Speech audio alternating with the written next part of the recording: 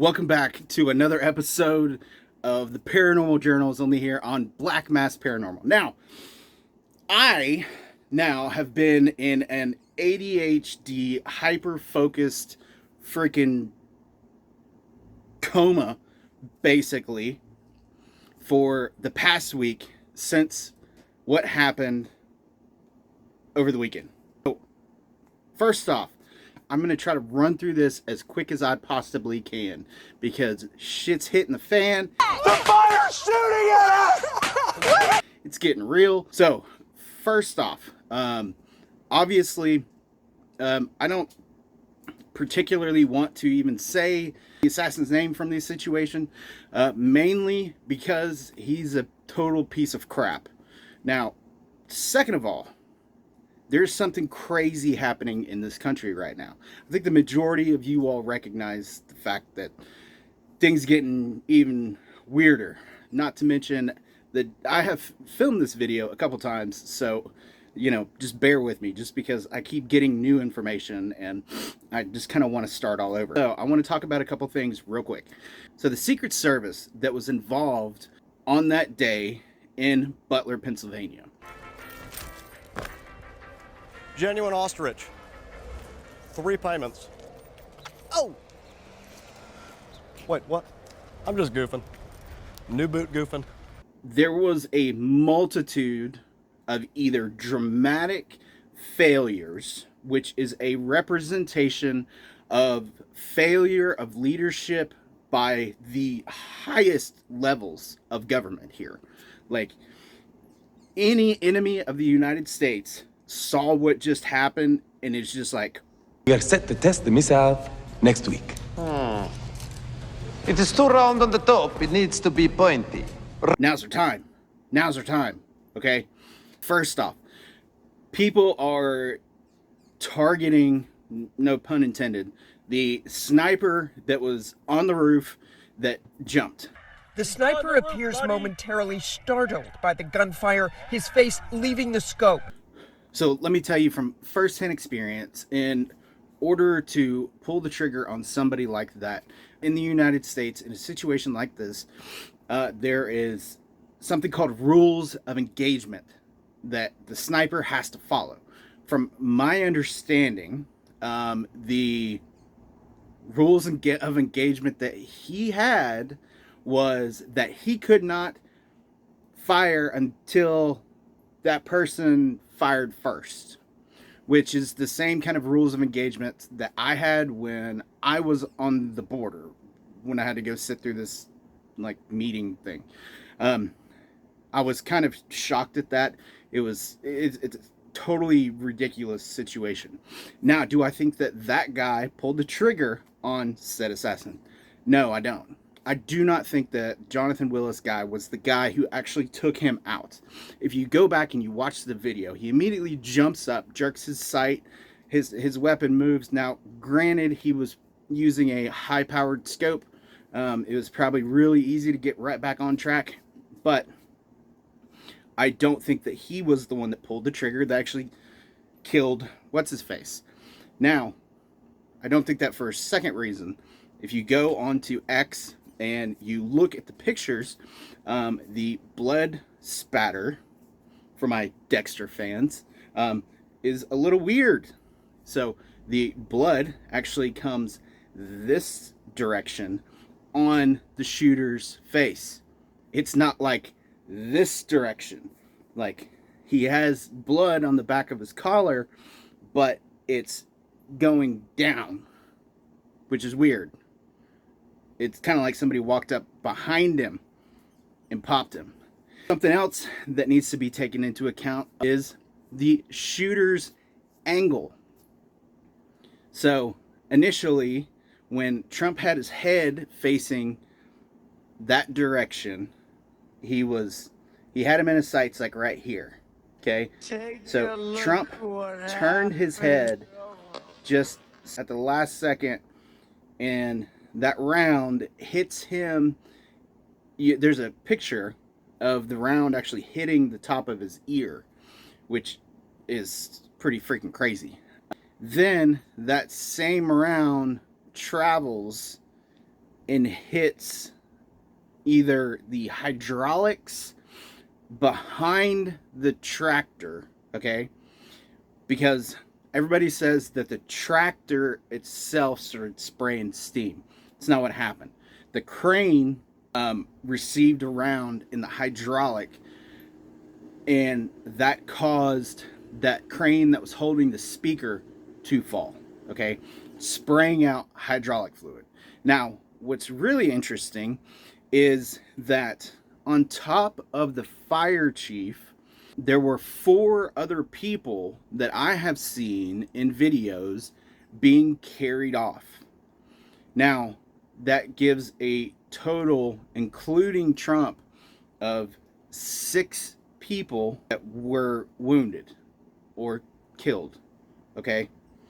For some reason, those names aren't really in the news. I don't understand why. I'm not saying that this is a cover-up.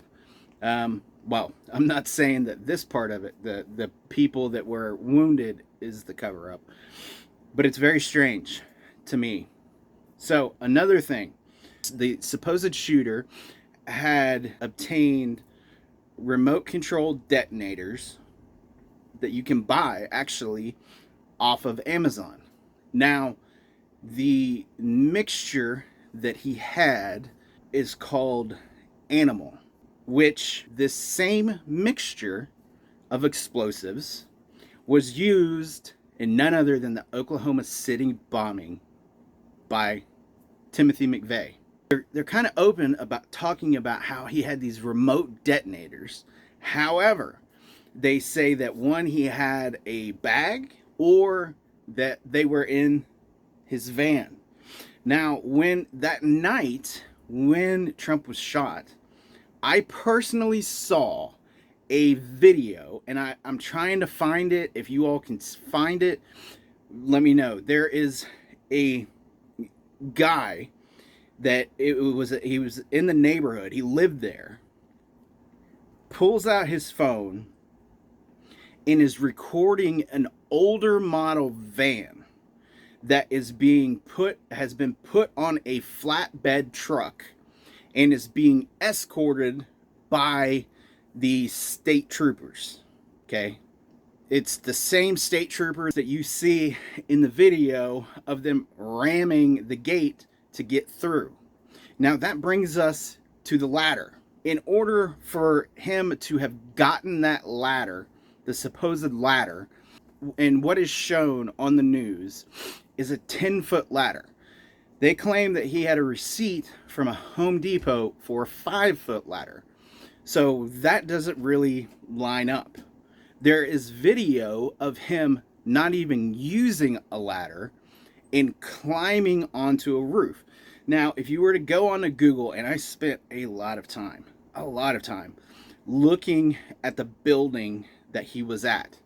He was on building 12 of the American Glass Company, owned by BlackRock. He was probably about 9 foot in on that building, on building 12, where he had used an AC unit. And if you go on Google Earth, you can see the placement of where that AC unit was.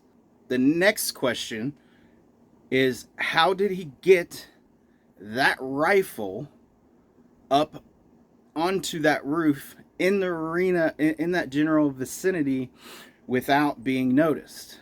In my opinion, he buried the rifle days before.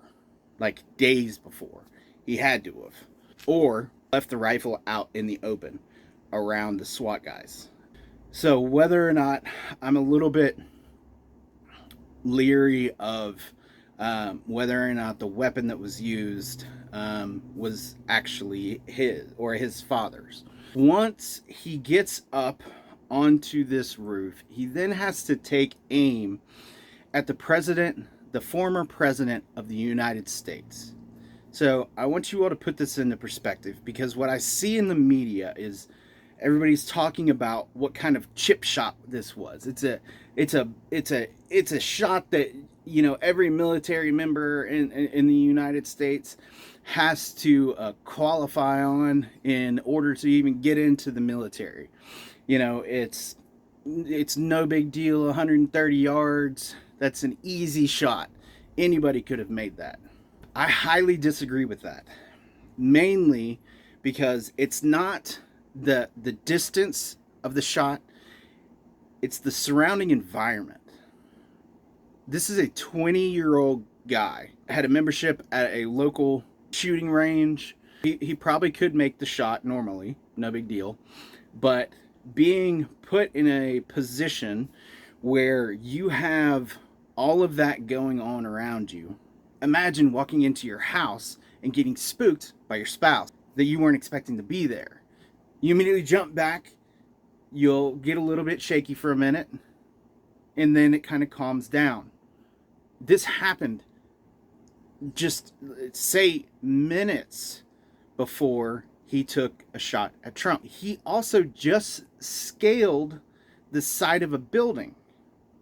So he is going to be out of breath from pulling himself up. He knows for a fact that the snipers have him in his sights. There are people yelling, he's got a gun. His nerves are going to be just through the roof. Not to mention, he then army crawls up the side of the roof, which, mind you, all of the pictures, all of the videos show him below the crest of the roof. All right, y'all, I had to kind of step in and interrupt this video, mainly because there's been a lot of new information to come to light. Body cam footage from the officer that climbed up on the roof is now available. Now we can see a couple of things in this. One, Crooks's body position. He is further down on the roof, like I said in the video that I made a week ago, or last week, that I've been working on. The second thing, the weapon was moved far away from his body. Now, I understand if you are climbing up onto the scene, right, you want to make sure that, one, the scene is safe, that the suspect cannot have access to that weapon. That suspect was clearly neutralized. What's interesting in this video is you can see the water tower. It's kind of like a straight line to the back of Crooks's head, which is interesting to me. Not to mention, I want to show you this video. What do you think about me being detained for a couple hours because they thought I was involved? That happened? Yeah. Bomb squad had me for about an hour. Then the ATF had me. Then they took me in to sit and talk to the FBI. ATF come back in and says, Mr. Evans, we're getting you out of here. They thought you were the shooter. No, they thought I had the bomb. Did you have the bomb? I don't know if they ever found a bomb. Interesting response. You'd be scared if you saw what's going on in my mind. How come? Because there's a lot of shit going on up there. I could fix everything. Like in the country or mechanically? Mechanically. I could fix a lot of shit and make things right again. It's a pretty sweet bike. A buddy of mine gave it to me a couple years ago and decided I'm going to ride it cross country. Have you done it yet? I'm on my journey now. Oh, what? And now I'm stalled here. Where are you going? Boise. Oh, you're making it out to Idaho. I gave myself 100 days. If we get out of here today, we're going to be at the convention tomorrow. The Trump thing? Yeah. This video was put out on TikTok shortly after the assassination on Donald Trump had occurred. What's very interesting is that, as you can see, as this officer starts going through Crooks's phone, he has a photograph of the same bike that this gentleman was on. Now, I'm not saying that this gentleman participated in this, he had anything to do with it. It could be just a coincidence, but I personally don't really believe in coincidences. Not to mention the same explosives that Crooks had had been used in the Oklahoma City bombing. Now, how does this connect? The explosives that were used in the Oklahoma City bombing were used in order to destroy evidence.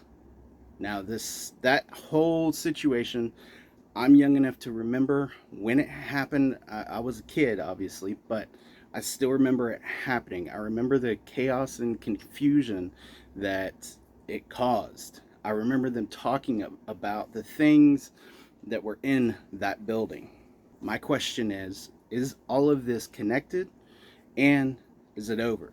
Because the angle that Crooks's body was at, he could not have taken the shot that he did against Trump. So to me, that shows that there's another shooter.